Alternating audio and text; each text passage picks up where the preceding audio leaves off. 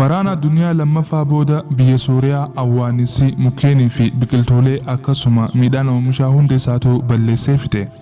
Waan ajaa'iba namatti ta'u garuu awwaannissi ooyiruu gurbaa dardaraa tokko hin tuyne gubbaa dabare. Mukkeen isaa tokkollee hin tuyne. Mukkeen isaa akkaan magariisa. Ooyiruun isaa midhaan hedduu oomishti. Awwaannissi ooyiruu isaatti hin dhiyaanne. Ummanni biyyaa gurbaa kana ni himatan yookiin ammoo isa hasasan. Qoricha awwaannissaa osoo qabu ofii isaa qofaaf fayyadamee uummata irraa akka dhoyse isa himatan. Yeroo kana duuba mootummaan waraana erge gurbaa kana akka qabanii isa adabaniif jecha. Ummanni biyyaa walitti qabamanii haaluu yookiin ammoo hijaa isa irraa bahuu barbaadan. Ajajaan poolisaa gurbaa kanaan ati maaliif qoricha awwaannissaa osoo qabdu kophaa kee itti fayyadamta? Maaliif namoota ollaa kee jiraniif hin qoodin? Maaliif mootummaa irraa illee dhoysita? Ati nama badaa bakiila tanaafuu adabamuu qabda isaan jeen. Eegasii sagalee ol fuudhee isa tumuudhaaf wayita harka isatti ol kaase gurbaan qotee bulaan kun ajajaa poolisaatiin qorichaan ani fayyadame namoonni as jiran hundi isaaniitu ni beekan garuu itti fayyadamuu didan malee jeen.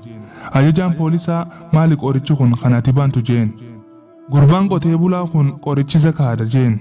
Ajajaan poolisaatis awwaannissi duuba ooyiruu nama zakaa kannatuutii fi ooyiruu nama qabeenya isaatirraa zakaa hin kannanne addaan filaa jee isa gaafateen.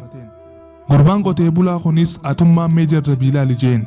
Eegasii poolisoonni yeroo hedduu awwaannisa fidanii ooyiruu gurbaa qotee bulaa kanaatti wayita naqan awwaannissi ooyiruu isaatirraa garagaleetti deema. Ooyiruu gurbaa kanaa hin tuqu. Awwaannissi ooyiruu isaatirraa ni dheessa. Waan ajaa'ibaati yaa subhaanallah. Wayita gurbaan qotee bulaa kun fuula ummata walitti qabamanii achi jiranii irratti rifaatuu fi dinqisiifatamu arge. Hadiisa ergamaa Rabbii sallallahu alaihi wasallam isaan yaadachiiseen. Dhukkubsataa keessan sadaqaadhaan wal aanaa hadiisa jiru fi guyyaa gabrichi ganamsiifatu yookiin barisiifatu keessatti maleekoonni lama gad bu'anii isaanirraa tokko akkana ja'a Allahumma aati mumfiqan khalafa. Maleekaan kan ammoo akkana ja'a Allahumma aati mumsikan talafa. Zakaan balaa awwaanissaa jalaa ooyiruu gurbaa qotee bulaa najaa baaste. Dhukkuba yeroo ammaa aalama dadarkeesse kana dhukkuba kooroonaa vaayirasii illee dandeettii rabbiitiin nurraa oofuu yookiin ari'uu danda'a. Kan dhukkuba uume Rabbuma tokkicha subhaanahu wa ta'ala akkasuma qorichaas kan uume Rabbuma tokkicha. Sababa godhannee qoricha yookiin dawaa kanatti haa fayyadamnu. Baatiin keessa jirrus ji'a Ramadaanaati. Qabeenya keenyarraa zakaa baasnee miskiinaa fi yataamaaf haa kenninu. Akkasuma namoota dadhaboo ta'an gargaaruun haa sadaqannu. Rabbi ni danda'aatii balaa tana nurraa haa kaasu.